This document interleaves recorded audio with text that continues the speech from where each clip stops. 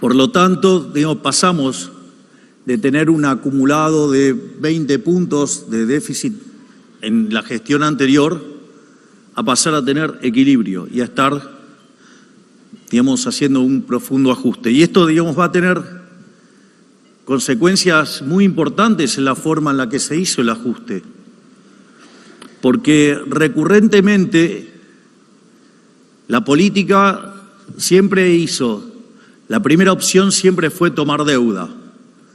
Para los otros tomar deuda no es una opción, porque es inmoral, porque es pasarle la cuenta de la fiesta presente a nuestros hijos, a nuestros nietos, gente que ni siquiera todavía tiene la posibilidad de defenderse con el voto. Por lo tanto, es profundamente inmoral. Imagínense que se vayan de fiesta y le pasen la cuenta a su nieto, es una cosa aberrante. La otra es subir los impuestos. También nos parece aberrante, es un robo, es un ataque a la propiedad.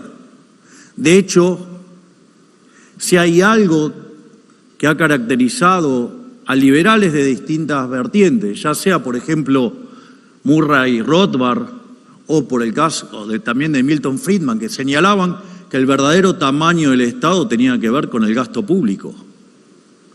Por lo tanto, nosotros, a nivel nacional, no solo que hicimos el ajuste bajando el gasto, no subiendo los impuestos, bajando el gasto, además devolvimos 2,5 puntos del PBI, bajando más de 20 impuestos y eliminando otros, o sea, lo que nunca se hizo en la Argentina. O sea, nosotros le devolvimos plata a los argentinos.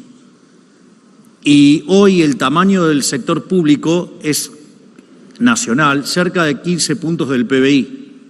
Y eso, si quisiéramos compararlo con otras épocas, deberíamos corregir por el acto de populismo salvaje de la presidiaria cuando empezó a dar jubilaciones sin aportes, lo cual, hace que sea más alto el peso del sector público para respetar ese derecho adquirido por parte de los jubilados. Por lo tanto, estamos en niveles, por lo menos que deben ser 13% o menos del PBI de gasto a nivel nacional si corrigiéramos por ese efecto y poder comparar con los demás. Pero no solo que hicimos eso, sino también, esa era una parte del problema. Si ustedes se fijan los números de 2023, la línea celeste es el fisco, pero el Banco Central tenía el doble de déficit que lo que tenía el Tesoro. Y eso era un problema muy complicado porque nos enfrentábamos a una situación que teníamos 4 bases monetarias venciendo un día, cerca de 9 bases monetarias de deuda en pesos venciendo en un mes.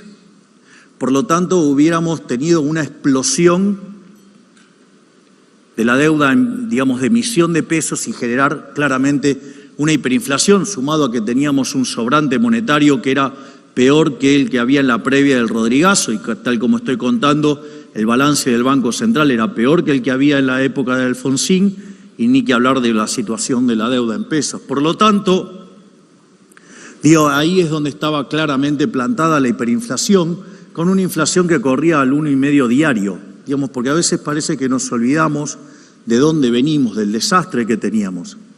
Sin embargo, a diferencia de otros programas de estabilización, que buscaban que antes le explotara la bomba a otro, o hacer aberraciones donde destruían los derechos de propiedad, como por ejemplo el Plan Bonex, así también es muy fácil, expropiando, es una solución que seguramente es muy simple para el político, pero es muy costosa para los argentinos de bien.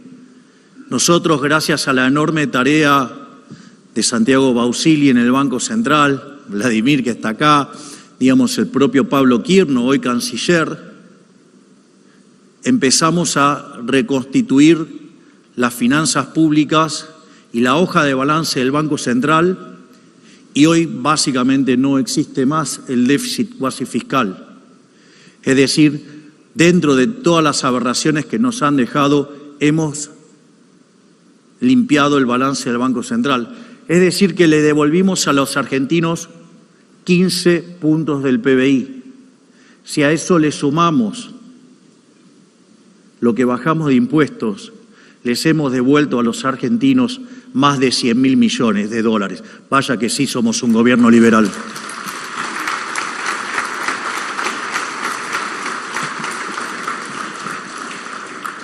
La consecuencia natural de haber eliminado el déficit fiscal es que la deuda no suba. Es decir, no hay nueva deuda. Es decir, lo único que tenemos que garantizar es el rollover. Si ustedes se fijan en ese cuadro, primero vean la nota al pie de página, cuánto era la deuda en el 2001 y vean la que es hoy, o la que había en el 2023, que eran 525.000 millones de dólares. Las deudas subieron en 381.000 millones de dólares, con lo cual ahora vamos a desmontar otro relato más. Acabamos de desmontar el relato de que no se puede ajustar. Ahora vamos a desmontar el relato de la deuda. ¿Quién es el que endeuda? La deuda subió en 381.000 millones de dólares. Durante el gobierno del presidente Macri, la deuda subió en 60.000 millones de dólares. Quiere decir que los 320.000 millones de dólares restantes son todos del kirchnerismo. Y a eso hay que sumarle la quita de deuda que hicieron cuando reestructuraron. Por lo tanto, si hay alguien que ha endeudado a este país brutalmente, comprometiendo a las generaciones futuras, es el kirchnerismo.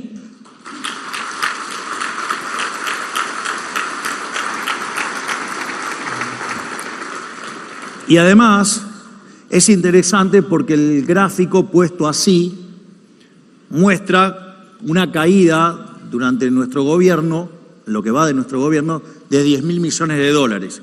Sin embargo, hay una parte que, como está medida en dólares, hay deuda en Argentina que está con SER.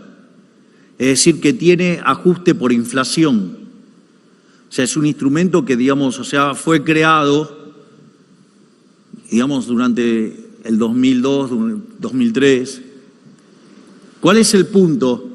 El punto es que si neteamos el efecto de la apreciación cambiaria, digamos, dado que la inflación corre más que lo que es el tipo de cambio, esa situación lo que hace es que la deuda cayera 35.000 millones de dólares más. Es decir, ustedes lo que están viendo que hace que, digamos, tiene la deuda casi constante es por el efecto del SER. Es decir, si no la deuda hubiera caído 45.000 millones de dólares. Vaya que sí, somos un pagador serial y que hornamos las deudas.